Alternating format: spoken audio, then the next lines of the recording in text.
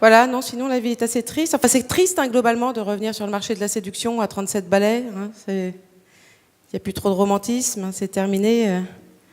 On ne cherche plus l'âme sœur. Hein, ouais. On cherche l'âme seule, s'il en reste.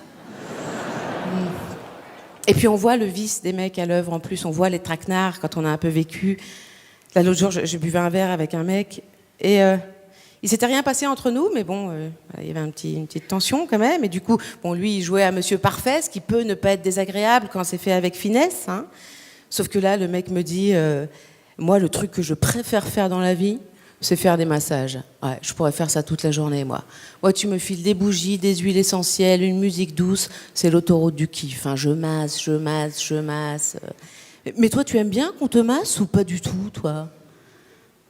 Bah non, bien sûr, hein, comme 99% des nanas, j'ai horreur qu'on me masse. Par contre, j'adore qu'on me prenne pour une conne, donc tu viens de marquer un point.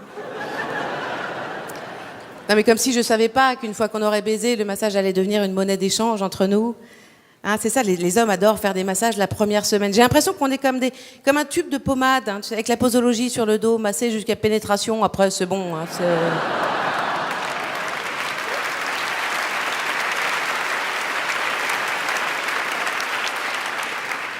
Donc il faut arrêter avec cette technique de drague, les mecs.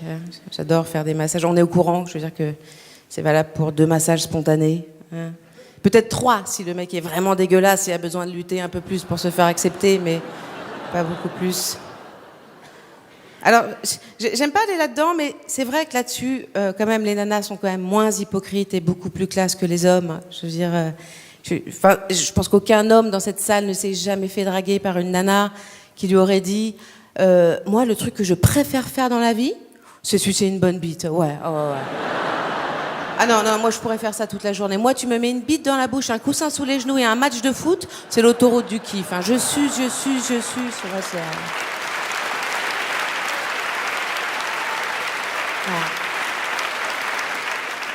Mais toi, tu aimes bien qu'on te suce ou pas du tout, toi ? Non, on fait pas ça, on est moins hypocrite parce qu'évidemment, la pipe aussi hein, deviendra une monnaie d'échange dans le couple qui vous coûtera 2 massages à peu près. Quoique non, même beaucoup plus que ça en fait. Je pense que la pipe, c'est une arme de négociation majeure dans un couple. Genre, c'est lourd même, je vois, comme pouvoir. Enfin, un mec normal, je parle pas de mon ex là, mais un mec normal finalement pour qu'il reste, c'est relativement simple. Hein, c'est binaire même. Hein, genre, tu le fais chier, tu le suces, tu le fais chier, tu le suces. Il reste. Hein, Non, mais même si tu le fais chier, tu le suces, il reste. C'est magique, hein, ça c'est...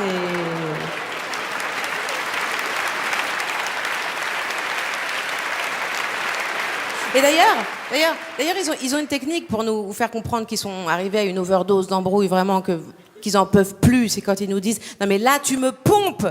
Ça, c'est pas du présent de l'indicatif, hein, c'est de l'impératif, vraiment. Je veux dire, là, c'est le dernier appel de phare avant qu'il se casse. Il faut bien l'entendre à ce moment-là, je veux dire. Et puis, il faut pas avoir trop bouffé avant parce qu'il faut y aller vraiment, quoi.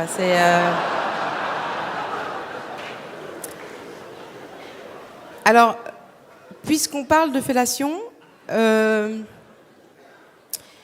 voulais essayer de mettre au point quelque chose. Est-ce qu'il serait possible d'arrêter de nous mettre la main sur la tête et de la pousser comme ça pour nous indiquer le sens de la marche du truc. Parce que c'est assez humiliant en fait, parce qu'on sait dans quel sens il faut aller. Non mais c'est simple a priori, il y a un cylindre, il y a un trou rond, même un singe trisomique de 4 ans, il le sait dans quel sens il faut aller. C'est humiliant, vraiment. D'où ça vient ? Je veux dire, personne ne vous a jamais sucé comme ça. À part Gilbert Montagnier ou Ray Charles, mais c'est assez rare quand même de...